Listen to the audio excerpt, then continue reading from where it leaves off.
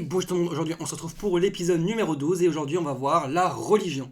Donc la religion, c'est un grand chapitre également, comme le langage ou la science. Allez, c'est parti.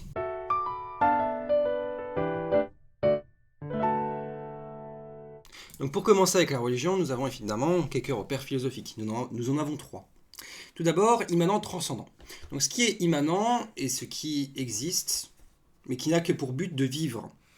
C'est ce qui se situe à l'intérieur des limites du monde. Par exemple, une bactérie n'a pour but que de vivre. On va aussi prendre tous les animaux finalement. Sauf nous, peut-être. Ce qui est transcendant est ce qui est d'une nature radicalement supérieure, qui se situe au-delà du monde dans lequel les hommes vivent, dans la nature, quoi. Au-delà de la nature. Ensuite, on a également croire et savoir, qui est très lié à ce chapitre. Donc une croyance, c'est en fait une connaissance sans preuve. Il y a plusieurs degrés de croyance. Il y a celles qui sont faibles et celles qui sont fortes. Donc du plus faible au plus fort, nous avons l'impression, puis l'opinion, puis la conviction. Et puis nous avons là le savoir. Donc là, c'est par contre une connaissance appuyée de preuves. La croyance et le savoir ne s'opposent pas forcément, en fait. On peut savoir et croire en même temps. Puis nous avons sacré et profane. Donc ce qui est sacré et consacré avec des rites et des on lui donne une valeur supérieure en fait. Il appartient au domaine intangible et séparé et inviolable du religieux et en fait il inspire une sorte de crainte et de respect. Alors que ce qui est profane, c'est le contraire. C'est ce qui s'est fait même parfois désacraliser. Quand on dit profaner en fait, c'est on casse la sacralité. Profaner c'est synonyme de désacraliser. Mais en plus violent. Puis nous avons la définition de religion. Donc il en existe trois. Une métaphysique, une fonctionnelle et une sociale. Donc celle métaphysique, c'est la relation de l'homme à Dieu par la foi. On l'appelle plutôt, en fait c'est la définition aussi de la croyance. Puis il y a celle qui est fonctionnelle, donc c'est un ensemble de rites pratiques, par exemple des prières, des célébrations et des comportements, dérivés d'un dogme commun. Il reste la sociale. La religion, c'est aussi une communauté réunie autour d'une même croyance, d'une même valeur et d'une même hiérarchie, avec des prêtres, des évêques, des cardinaux, des papes, etc. L'étymologie du mot religion vient du latin relegare, qui veut dire relire, par exemple relire les textes sacrés, l'interprétation et la théologie, mais aussi religare, qui veut dire relier, l'homme à Dieu par la foi, c'est-à-dire la transcendance, ou l'homme aux hommes par le dogme et la relation immanente et sociale. Puis nous avons croyance. Donc la croyance, comme je l'ai dit, c'est la relation de l'homme à Dieu par la foi. Ontologique, c'est ce qui est relatif à l'être et à l'essence. Le dogme, c'est un ensemble de textes et de pratiques liés à un texte sacré. Le dogmatisme, c'est dérivé en fait, c'est un concept philosophique qui dit qu'il existe des vérités immuables. Platon en est représentant par exemple. La grâce, c'est l'élection par Dieu de votre personne pour vous faire accéder à la foi. La providence, notamment on parle de l'état de providence, c'est l'interprétation divine dans les affaires humaines.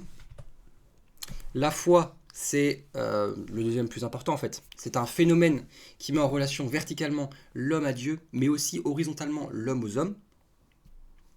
C'est une sorte de confiance qui est placée dans l'existence de Dieu, un sentiment de certitude qui amène à connaître la religion. La foi trouve sa confirmation dans celle des autres en fait, et c'est par confiance que nous portons dans les témoins de la religion que nous consolidons et nourrissons notre foi.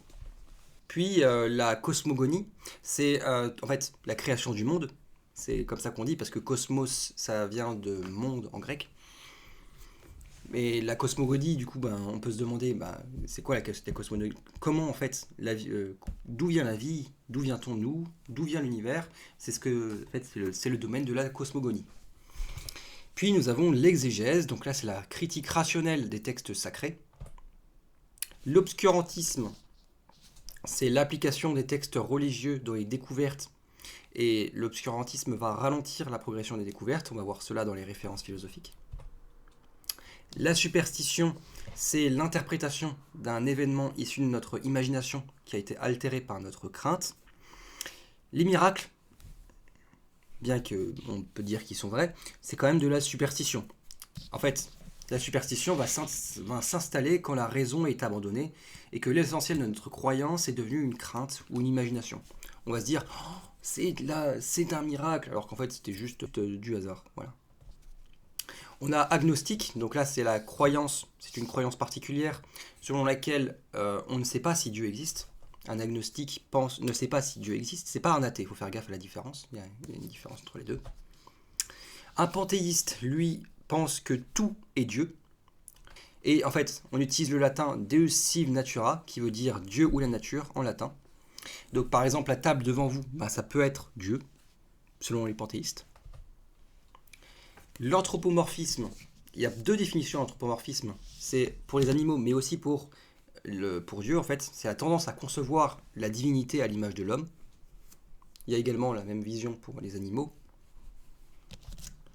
Mortifère, c'est ce qui porte à la mort. Les lois divines, c'est ce qui viennent des textes sacrés, en fait. Alors que les lois humaines viennent de nous et ont été revendiquées par nous. Voilà, maintenant quelques citations pour étayer tout cela. Donc, tout d'abord, une citation qu'on doit à Blaise Pascal. La conduite de Dieu qui dispose toutes choses avec douceur est de mettre la religion dans l'esprit par les raisons et dans le cœur par la grâce. Donc en fait, comment on devient croyant? C'est avec l'idée de grâce. Le pari pascalien est une mise en relation logique qui prouve ou non la présence du paradis. Voilà. Il va dire, allez, moi je dis que Dieu existe, mais c'est un pari, ça existe pas, on ne sait pas en fait. Il va donc prouver des preuves dans l'existence dans ce monde, par exemple dans l'existence de perfection mathématique, ou dans l'harmonie des choses, par exemple les feuilles, c'est des fractales et des choses comme ça. Pour lui, il y a une trace de Dieu dans cela. Mais c'est peut-être aussi une trace du hasard. Est-ce que Dieu c'est le hasard finalement? On ne sait pas. Il y a deux raisons d'atteindre la religiosité, le cœur et la raison. C'est ce que veut dire la fin de cette citation. Puis nous avons la citation que l'on doit à Karl Marx. La religion est le soupir de la créature accablée, le cœur d'un monde sans cœur, comme elle est l'esprit d'une époque sans esprit, elle est l'opium du peuple. Donc c'est une citation très très puissante et assez violente. Donc pour lui, l'homme est une créature et la créature accablée, parce qu'il a été aliéné et broyé par le capital, par le travail. Pour Marx, la religion est la valeur d'un monde sans valeur, sachant que dans un monde sans valeur, tout serait achetable. Pour lui, c'est le dernier rempart qui n'est pas achetable. Voilà. Elle permet de fuir le réel comme une drogue, d'où il utilise le terme de l'opium. L'opium, c'est une drogue. Or, quand on rentre dans une drogue, on devient dépendant. Donc on pourrait se demander, est-ce que la religion crée-t-elle de la dépendance aussi? Voilà. Une citation qu'on doit à Dostoïevski. Si Dieu n'existe pas, tout est permis. Donc en fait, d'un point de vue moral, Dieu est le juge ultime. Parce que Dieu juge le bien et le mal, c'est la justice parfaite. D'un point de vue existentialiste, je vous laisse revoir la vidéo, ma troisième vidéo, pour voir ce que c'est que l'existentialisme. Si Dieu n'existait pas, nous nous déterminerons tout seuls. En fait, l'existence de Dieu n'est justifiable que d'un point de vue essentialiste. Puis, une citation qu'on doit à Nietzsche. Toute religion est née de la peur et du besoin. En fait, là, il parle de cosmogonie. Je l'ai dit, c'est la création du monde. Toute religion nous rassure sur la cosmogonie. Les moteurs de peur sont la peur de l'enfer, celle de la mort, par exemple. La religion répond aux besoins métaphysiques de l'homme selon Schopenhauer. Et ça, on va le revoir. Pour Nietzsche, c'est une contrainte nécessaire, la religion. Et enfin, pareil de Nietzsche, l'homme se rend malade de lui-même. Donc en fait, là c'est assez intéressant parce que c'est une grande thèse à développer. La maladie, c'est un dysfonctionnement du corps ou de l'esprit, ou les deux. Or, en fait, dans les valeurs du christianisme, on sait que les valeurs du christianisme sont contre nos instincts. Donc par exemple, nos instincts vont nous pousser à la violence, à la cruauté, au sexe, alors que la religion va dire tendre la joue, pour dire accepte la violence de l'autre, ne l'attaque pas en retour, ou chasteté pour le sexe. D'après Nietzsche, le christianisme inverse les valeurs de l'instinct. En fait, on se hait notre bête intérieure. Même si le christianisme n'est pas aussi fort aujourd'hui, il a quand même laissé une mémoire morale et on va quand même avoir tendance à faire ce que le christianisme a dit alors qu'on pourrait faire ce que notre cerveau a dit. Aujourd'hui, si on suit cette mémoire morale, selon Nietzsche, c'est de la mauvaise conscience. Et maintenant, quelques références philosophiques.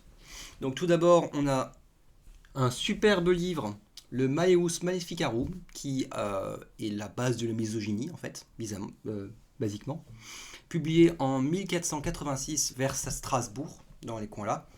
L'auteur, c'est Institoris. Donc selon ce livre, du XVe siècle, la femme est le sexe inférieur car elle est pécheresse, à cause du péché originel d'Adam et Ève. De plus, le sexe féminin est plus adapté à la luxure, qui est le péché charnel. Elles peuvent absorber plus facilement le sperme diabolique, ce qui lui permettrait d'enfanter des incubes et des succubes, qui sont des bêtes, des démons, basiquement. Et la femme serait également sujette à la possession ou à la sorcellerie, contrairement à l'homme, comme par hasard. Les valeurs de la religion ont été écrites par des textes sacrés. Or, le Malleus Maleficarum n'est pas un texte sacré, mais un texte de fanatique et de superstition. Il a même été revendiqué comme texte humain et pas texte fait fait par Dieu. Voilà. Ce sont des événements isolés, par exemple les croisades, les inquisitions et tout ça, mais ils ont quand même de gros impacts, puisqu'on s'en souvient. Voilà. Et en fait, comme il a été revendiqué par l'homme, ce texte n'est pas comme la Bible, qui, elle, n'a pas été revendiquée par un homme. Puis Sigmund Freud, dans Avenir d'une illusion, publié en 1927, pense que la foi répond à nos désirs. Ouais, il s'agit de la justice, de l'immortalité, de la protection, de l'amour et de la curiosité. Comme par hasard, on peut retrouver ces désirs et ces besoins anciens chez nos parents. Par exemple, nos parents vont nous récompenser et nous punir, c'est la justice. Ils vont nous aimer inconditionnellement, c'est l'amour. Ils peuvent également faire un bisou magique pour les protéger. Et ils peuvent se venger. Ils peuvent se venger et ils ont réponse à tout. C'est la curiosité. Ils répondent à la curiosité. En fait, selon Freud, en grandissant, on a moins confiance en nos parents. On oublie le bisou magique, évidemment. Et on va se dire, oui, j'ai quand même besoin de ça. Et c'est là qu'on va se tourner vers la religion qui répond à notre détresse infantile, c'est-à-dire notre peur d'enfant. Voilà. Puis, dans Le monde comme volonté et comme représentation, publié au XIXe siècle par Arthur Schopenhauer, Arthur Schopenhauer pense que l'homme a une tendance naturelle à se poser des questions métaphysiques. Notre raison est en roue libre et veut absolument avoir un sens à toute chose. On comprend alors l'universalité de la présence religieuse, puisqu'elle est partout, et toute religion répond à un besoin métaphysique pour l'homme. C'est ce que j'ai dit tout à l'heure. La science repose sur la croyance que les lois de la nature sont immuables selon Einstein. L'art et la religion ont pour unique but d'avoir du sens aux questions.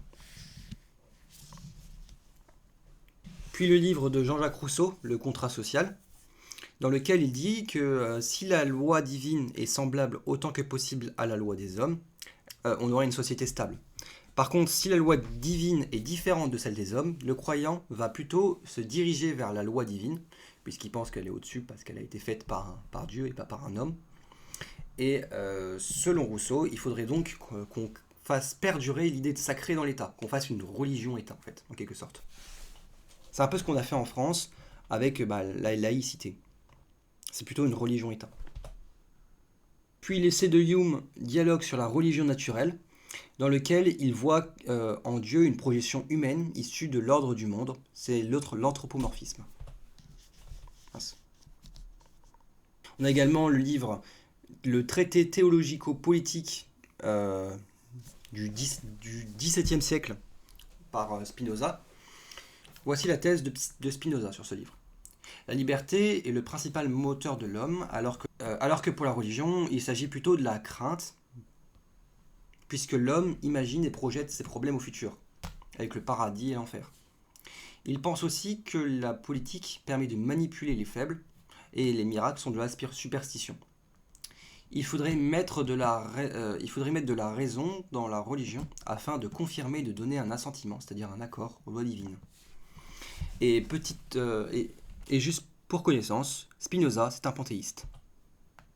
Et en revenant sur le Malleus Maleficarum, le magnifique petit livre que j'ai dit ultra misogyne, nous avons également l'exemple de la première croisade du XIe siècle.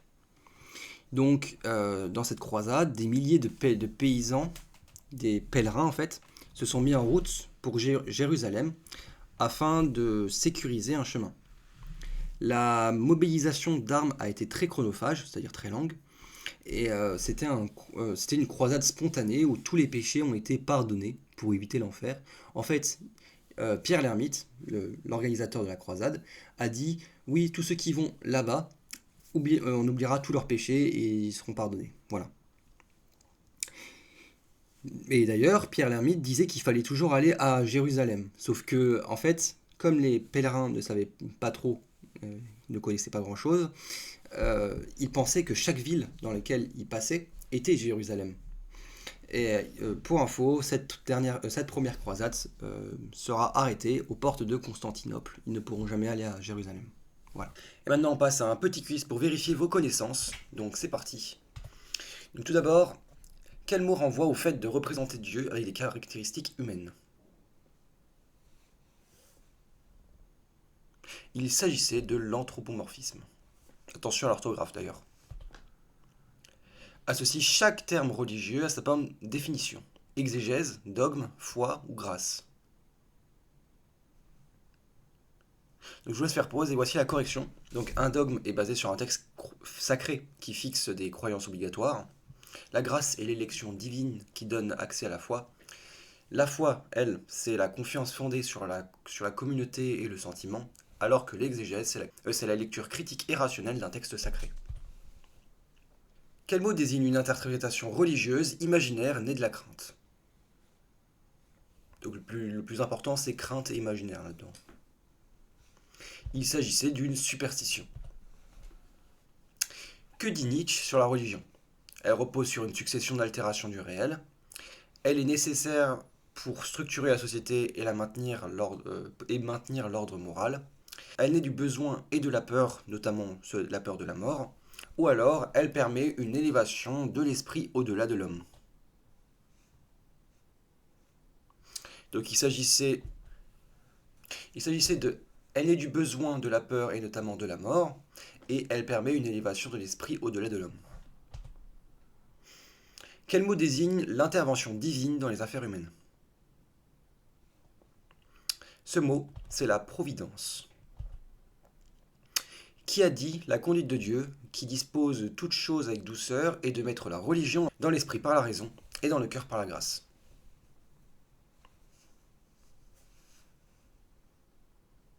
Il s'agissait d'une phrase qu'on doit à Blaise Pascal. Voilà, merci d'avoir regardé cette vidéo, j'espère qu'elle vous aura plu. On se retrouve la semaine prochaine pour la conscience. En attendant, prenez bien soin de vous, à la prochaine, à plus.